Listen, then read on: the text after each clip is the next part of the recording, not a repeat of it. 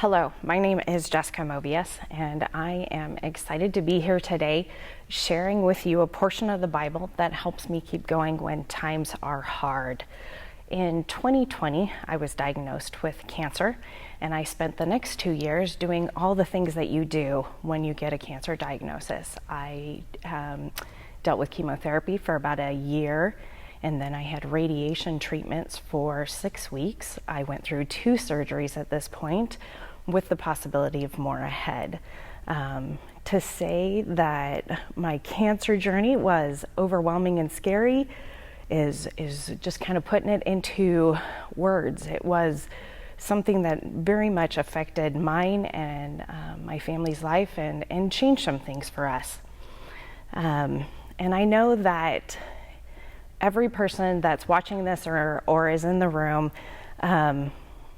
you have experienced hard things too. There's not one person sitting here that hasn't had something in their life that was hard and devastating that you've had to walk through, whether it was a medical diagnosis like mine, a financial calamity, losing your job or just having something taken out from under you, or the loss of a loved one, whether they walked away or they passed away. So I know that I am not unique in the sense of going through something really, really hard. We've all done it. And during that season, I know I did, and I imagine many of you did too, I questioned, God, are you really good? Because I'm not feeling the good right now. Do you really love me? I don't feel loved. And, and why is this happening?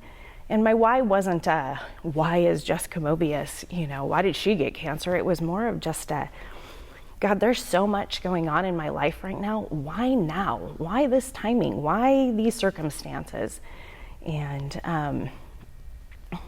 I remember sitting alone in our room, and I had just gotten lost in the darkness. I couldn't see any hope of what I was going through. And I remember God speaking to me, and it wasn't that moment that I remember him speaking to me. I didn't realize he was really speaking to me until after I went back and I processed what I'd gone through. But what God said was, I am here, so there is light and hope. This is just a moment. Give me each moment, and we will get through the darkness. You will all have moments where you lose hope. We just do. But I'd encourage you, don't allow them to become seasons of hopelessness. And so Jesus and I, we got through that season. He carried me through my hopeless moments and walked me through the darkness. There is so much that happened in that season of time. This is just such a small portion of it. But today I want to focus on Psalm 27 and what it has come to mean to me, because it was a really big, it and other scriptures are what walked me through. So I'm going to read it to you, and then I'm going to focus mostly on verses 13 and 14, and I'm reading out of the New Living Translation. The Lord is my light and my salvation, so why should I be afraid? The Lord is my fortress, protecting me from danger, so why should I tremble? When evil people come to devour me, when my enemies and foes attack me, they will stumble and fall. Though a mighty army surrounds me, my heart will not be afraid. Even if I am attacked, I will remain confident. The one thing I ask of the Lord, the thing I seek most, is to live in the house of the Lord all the days of my life, delighting in the Lord's perfections and meditating in his temple. For he will conceal me there when troubles come. He will hide me in his sanctuary. He will place me out of reach on a high rock. Then I will hold my head high above my enemies who surround me. At his sanctuary, I will offer sacrifices with shouts of joy, singing and praising the Lord with music. Hear me as I pray, O Lord. Be merciful and answer me. My heart has heard you say, come and talk with me. And my heart responds, Lord, I am coming. Do not turn your back on me. Do not reject your servant in anger. You have always been my helper. Don't leave me now. Don't abandon me. O God of my salvation, even if my father and mother abandon me, the Lord will hold me close. Teach me how to live, O Lord. Lead me along the right path, for my enemies are waiting for me. Do not let me fall into their hands, for they accuse me of things I've never done. With every breath, they threaten me with violence. Yet I am confident I will see the Lord's goodness while I am here in the land of the living. Wait patiently for the Lord. Be brave and courageous. Yes, wait patiently for the Lord. Through these two verses, 13 and 14, God has shown me why I was getting lost in the darkness and how to find hope when I walk through future darkness. First, I was trying to find light outside of Him in a dark situation. In my earlier years, I was not a very positive person. Before Jesus, I was definitely a glass half empty kind of gal. It has taken Him many years and lots of life lessons to draw me to a place where the glass might be half full. And there are still moments when I try and convince Him the glass is really half empty. During my cancer season, there were many moments when I tried to show Him how really empty the glass was. And He would bring me to verse 13 and others like it. He would bring people to remind me that there is so much more light than darkness if I would put my confidence in Him. If I would be willing to be patient, brave, and courageous, He would show me how much hope there truly was. The worst thing we can do in a trial is to rush the process. God is working things out. We only see a small percentage of what He is doing. We have to be willing to trust that He is putting all the players and pieces where they need to be for His will to be done. That's hard. I won't tell you that it's easy. It's hard to go through chemo and surgery and wait to hear the results of the tissue that's been removed. It's hard to wait for the results of the test that will tell you whether you carry a gene that caused your cancer that you could have possibly passed down to your daughters and your granddaughters. There is nothing easy about being patient, brave, courageous, and putting your confidence in the Lord. But it is worth it. It is worth it to wake up each day knowing you are not going to be able to take on the world by yourself and that you don't have to. It is worth it to know that when the next hard thing comes along, you can be confident you will see the goodness of the Lord in the land of the living. Our salvation is not just for our eternity with God. It is for now, but we have to be willing to be patient. Our salvation is not just for our eternity with God. It is for now, but we have to be willing to patiently wait while being brave and courageous, looking for God's light to be brought into our dark, hard seasons. God is good. He does love you and has everything you need to get through whatever life throws at you. Thank you. Hello, my name is Jeremy Mobius. I'm honored to talk to you today.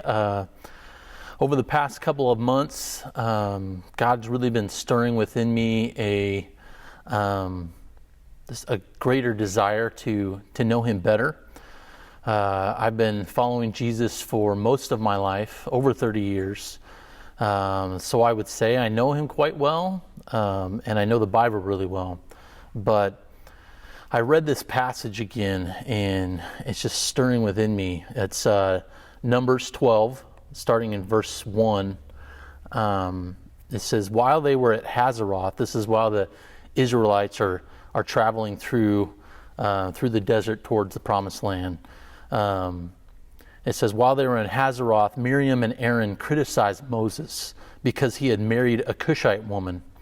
They said, has the Lord spoken only through Moses? Hasn't He spoken through us too? But the Lord heard them. Now Moses was very humble, more humble than any other person on earth. So immediately the Lord called Moses, Aaron, and Miriam and said, go out to the tabernacle, all three of you. So the three of them went to the tabernacle. Then the Lord descended in the pillar of cloud and stood at the entrance to the tabernacle. Aaron and Miriam he called, and they stepped forward. And the Lord said to them, now listen to what I say. If there were prophets among you, I, the Lord, would reveal myself in visions. I would speak to them in dreams, but not with my servant Moses. Of all my house, he is the one I trust. I speak to him face to face, clearly and not in riddles. He sees the Lord as he is. So why were you not afraid to criticize my servant Moses? I speak to him, this is verse 8, I speak to him face to face, clearly, not in riddles. He sees the Lord as he is. It's amazing that Moses knew God face to face. In Exodus 34, it says that Moses' face would shine after speaking with God. So after he came down off of Mount Sinai, after speaking with the Lord, as well as after speaking to God in the tabernacle or the tent of meeting, each time he would come out and his face would literally be glowing. It would be shining because of God's presence. And in Deuteronomy 34, it talks about Moses' death, and that it says there's never been another prophet in Israel like Moses, whom the Lord knew face to face. God had a personal relationship. Moses had a personal friendship with God. Face to face means in person. God met with Moses in person. And this was unique in the Old Testament. This was not said of anyone else. The great thing is that this is available to all of us today, right? As part of the new covenant of what Jesus did and the Holy Spirit coming and living within us. But I ponder, I wonder, do I know God like a friend, face to face, in person, right?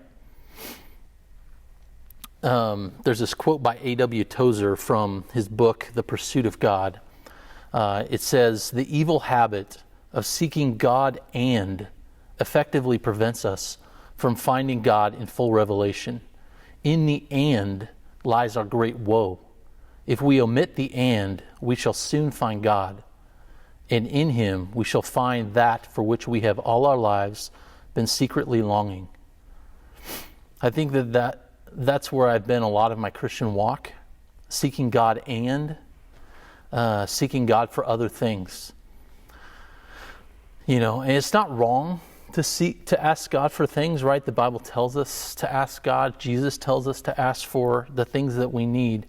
But Tozer, if that's the goal of our seeking God, Tozer calls that an evil habit. So another way I would say it is seeking God's hand rather than his face. He doesn't exist to help me. He exists for me to help him, for me to worship him, to serve him. And it got me thinking, relationships, require time to build. It's over time, right, that we develop relationships. And I was thinking about time, and it's like a currency. It's like money.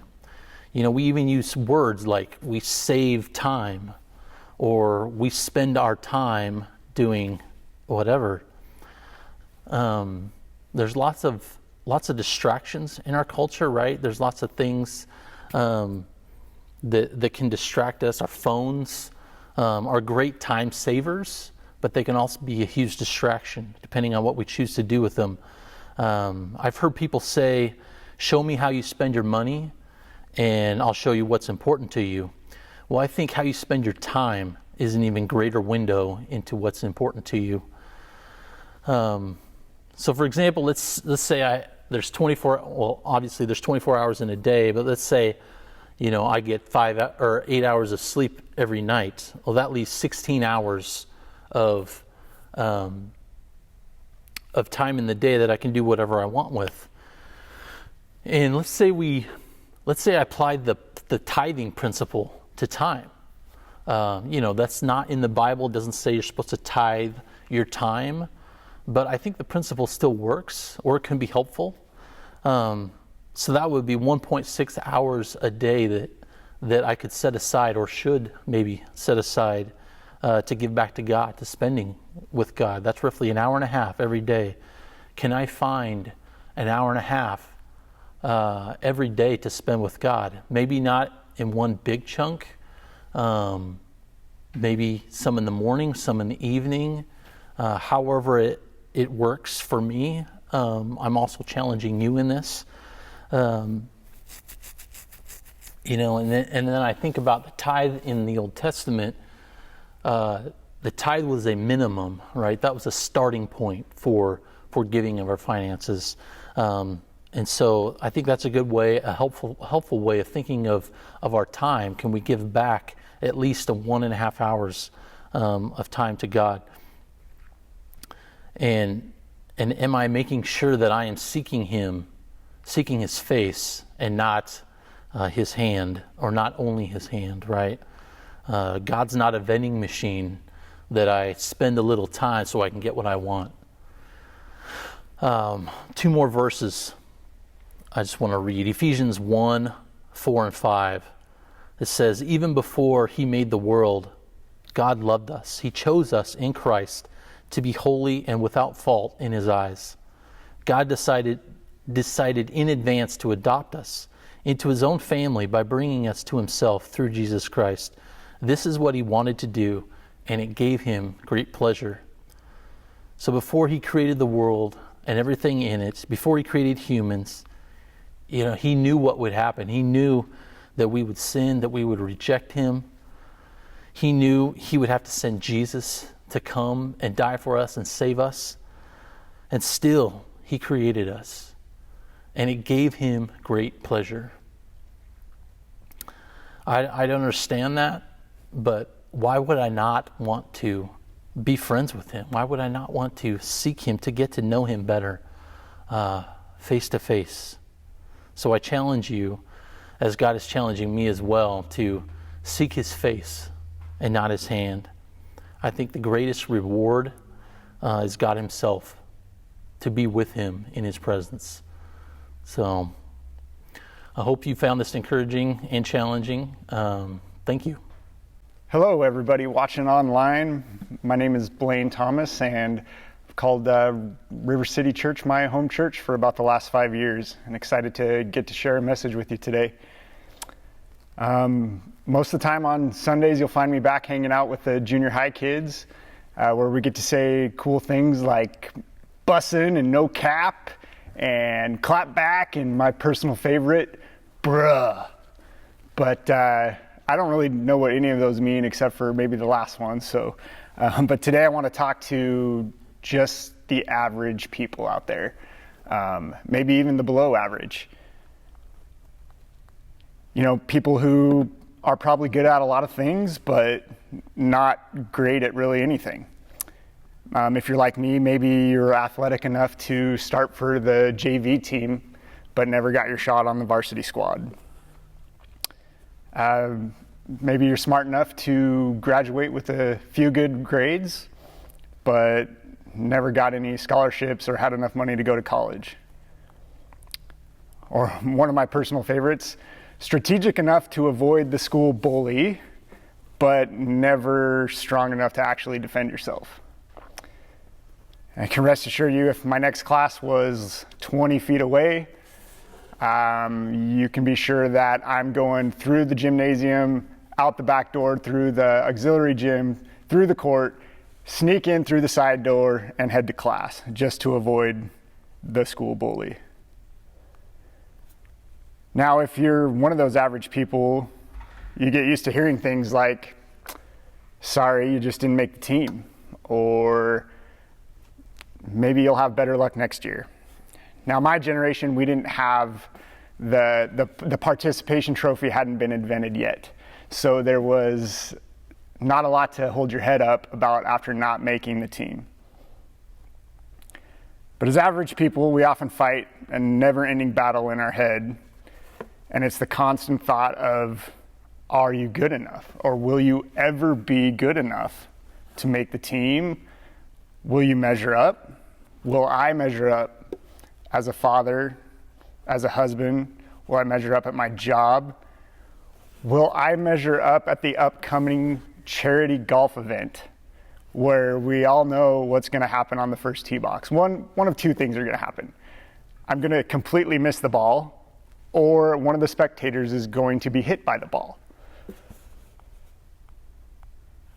Or maybe you struggle with this question: will you ever fit in? Will you fit in at church? Will you fit in at work, at school? Will you fit in this town? Oftentimes when I meet new people, they ask me where I was born and raised, and I tell them I was born and raised right here. And then they ask me, where's your favorite place to go hunting and fishing? And I say, I have no idea, because I don't do those things. And matter of fact, since we're talking about average, those would be something I'm very below average at doing. And they say, how could you live here and not be involved in hunting and fishing? Well, I don't know. That's just the way it is. Now, as that fight rages on in our minds, the enemy will often take those thoughts and turn them into this. And I'll find myself wondering, does Jesus really even love me? Does he really forgive me? Or did he really actually die for me? Now, as a believer, we know those things to be true. We know Jesus loves us. We know he died for us. We know he forgives us. But the enemy will get us to start to feel like those things aren't true. And when we start to feel like those things aren't true, at least for me, my reaction is, I better start doing stuff to earn that love and forgiveness of Jesus. I better start working harder to be a better Christian. Maybe I need to serve more. Maybe I need to tithe more. Maybe I need to pray more, fast more. Maybe I just need to follow the rules better. And then I think, what happened when I first said yes to Jesus? Like, what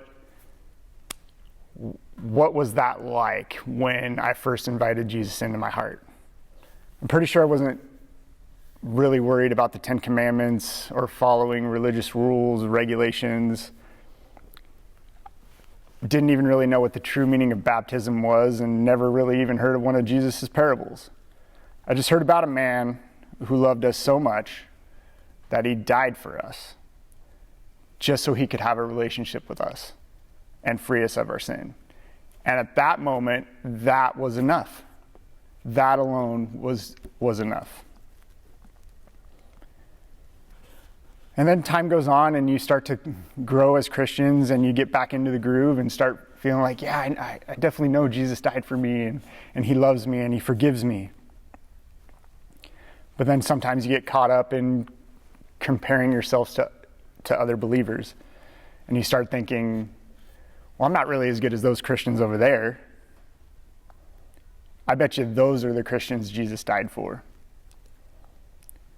Or maybe I just committed this sin and Jesus loved me yesterday, but there's no way he loves me today. Or maybe today I fell into sin, so tomorrow I'm going to serve the poor, cook a meal for my neighbor, donate money to charity, pray in tongues, go visit someone in the hospital, and I just don't think I can do all that to earn his love and forgiveness.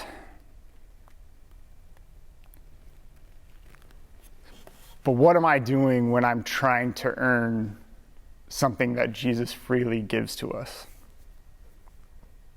When those thoughts take over in our minds and we let those thoughts win that the enemy's placing in our heads, I'm basically saying that I'm bigger than the cross. I'm saying that the finished work on the cross isn't really finished. I'm saying that there was no reason for Jesus to do what he did. Which that brings me to my life verse and my all-time favorite verse in the Bible. And that's just John 19:30. And it just says this. It says, when Jesus tasted it, he said, "It is finished." And then he bowed his head and he released his spirit. So it is finished. It is finished. The work is done. I don't have to earn something that Jesus has already done and given me. Even though I didn't deserve it, he loved me enough to die for me. And he loved me enough to die for you. And he loved me enough to die for the athletically gifted and the below average and the above average and the wealthy and the poor. He died for all of us. Not just the good Christians over there or the sinners over there, but for you and me and for everyone. And another verse that spoke to me while preparing this was Galatians 2:21 that said, For if keeping the law could make us right with God, then there's no need for Christ to die. All we have to do is accept it. All we have to do is accept the fact that the work is finished. We don't have to go along anymore trying to earn it. Thank you.